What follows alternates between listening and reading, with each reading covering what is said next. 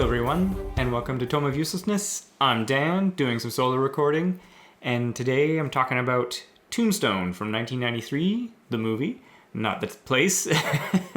And this was actually a movie I really wanted to do an episode about for a long time, and I kind of forgot about it.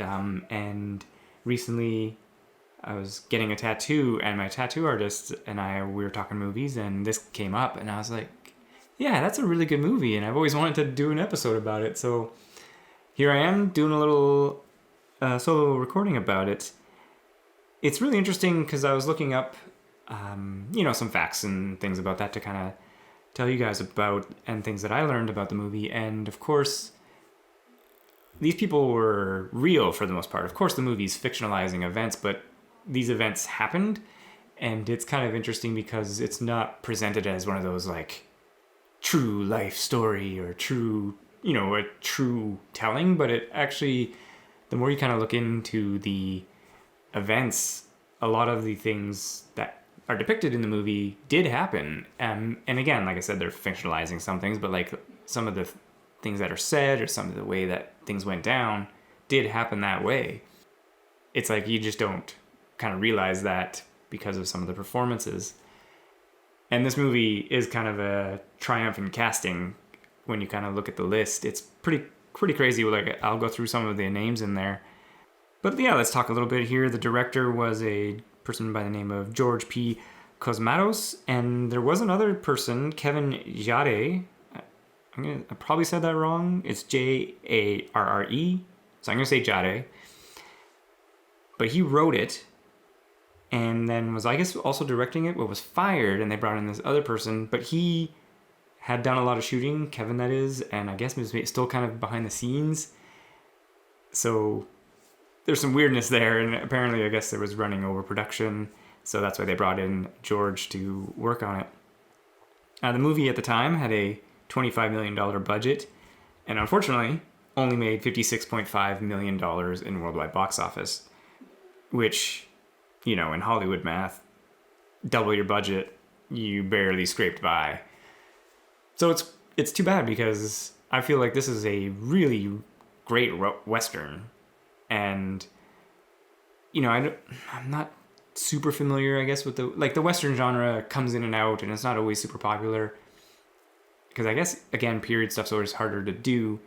But, like, the three Clint Eastwood ones, the Man with No Name trilogy, which, of course, The Good, the Bad, the Ugly, Fistful of Dollars, and A Few Dollars More. The Good, the Bad, the Ugly, I recently rewatched, and I feel it still holds up really well. I always kind of really enjoy A Fistful of Dollars, or Fistful of Dollars, of course, is the Yojimbo remake, and A Few Dollars More, I actually enjoy, just because it's a little more simpler of just like a revenge story, and Clint Eastwood's kind of, doing his bounty hunter thing. So that one you can kind of like, you don't really have to pay attention as much, almost, in a sense. It's just more just like, there's going to be a bunch of gunfights, people looking crazy in the spaghetti westerns. And there was like 310 to Yuma, of course, and that, oh my gosh, the name escapes me now, the one with Jeff Bridges, where, not Winterbone. Oh my gosh, that's going to bother me now. Anyway, there's some great ones out there for sure. But I feel like this one, also really great.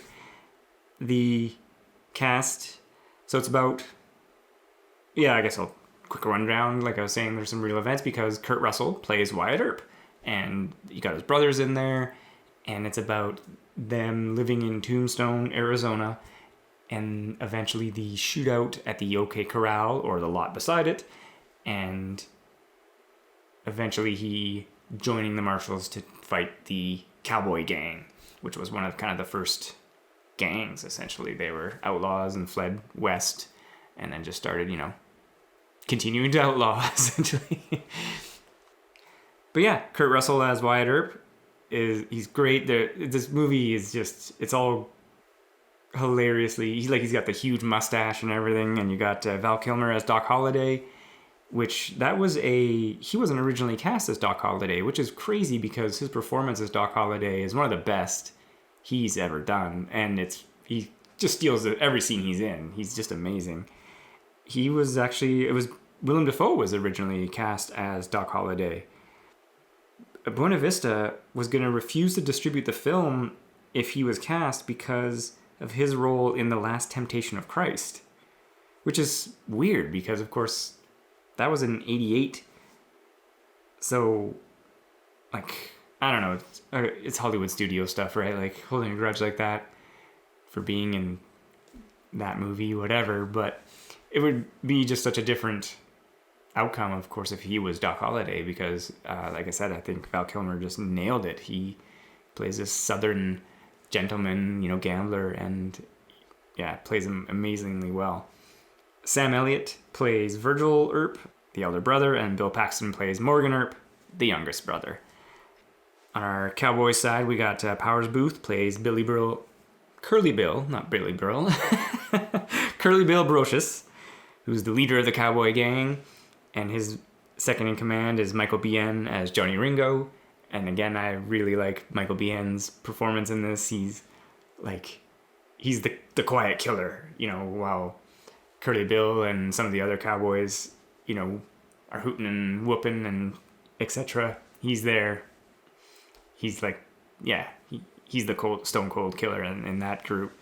And Dana Delany plays Josephine Marcus.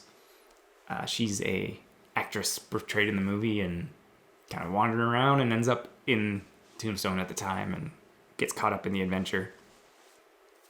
So yeah, there was many other names, but I'm just going to go just to mentions. I don't have all the character names right here, but like Charlton Heston shows up in there. Jason Priestley is in the movie. Stephen Lang, Thomas Hayden Church, Michael Rooker, Billy Bob Thornton, Billy Zane, Ontario Quinn. And there's a few more in there that, you recognize for sure. And not just because, they were either big in that era, they're also kind of recognizable actors now. So it's pretty intense cast list for sure from back in 1993.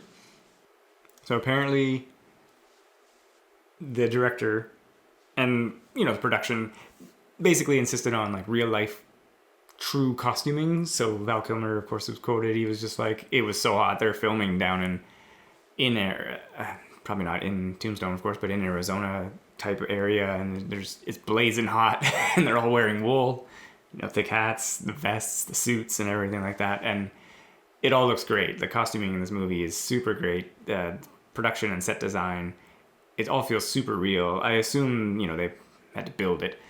And there's probably some outdoor stuff where it's just, out fronts and what have you. But like when they go into like a nice bar and everything like that, it all feels super real world to that era. It's really great. They also have at the intro of the movie, there's a voiceover. A cowboy shoots the screen, and this is actually the beginning of the film, So the beginning of the Tombstone, where they have that shooting, is actually the final scene from the 1903 short, The Great Train Robbery, which was filmed by the Edison Company way back in the day. And this is one of those, like the train, it scared audiences. They thought they were going to get shot by this guy, right? Which is, when you hear those stories as well, it's just, man, people were starved for entertainment back then. But yeah, the actor, though, is unknown in that. But it's, from that classic short. Also, to go with some alternate casting talk, Kurt Russell was saying that originally, or not originally, sorry. Willem Dafoe, like I said, originally was Doc Holliday, but Richard Gere was very close to playing the Wyatt Earp. And again, it's like I couldn't even just picture that because Kurt Russell, I think, again, nails the performance. He's such a good actor, I think, anyway. Like that, it's, again, I love it. It's a great performance. Yes, Sam Elliott was almost not cast because they were like, he might be too old to play the part. But again, he does his serviceable Sam Elliott acting. He's got that wonderful accent.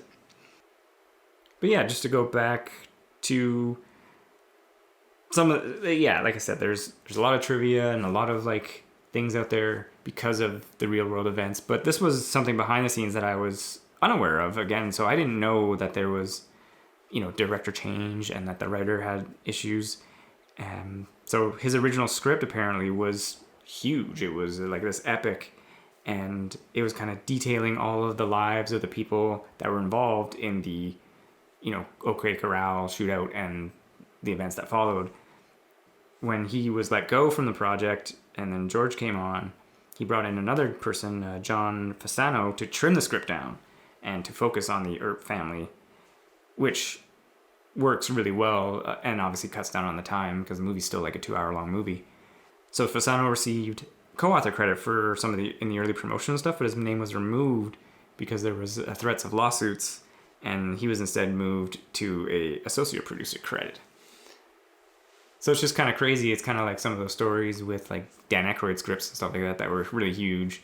And in like, say, modern times, if a script like that was kind of created, they would probably try it.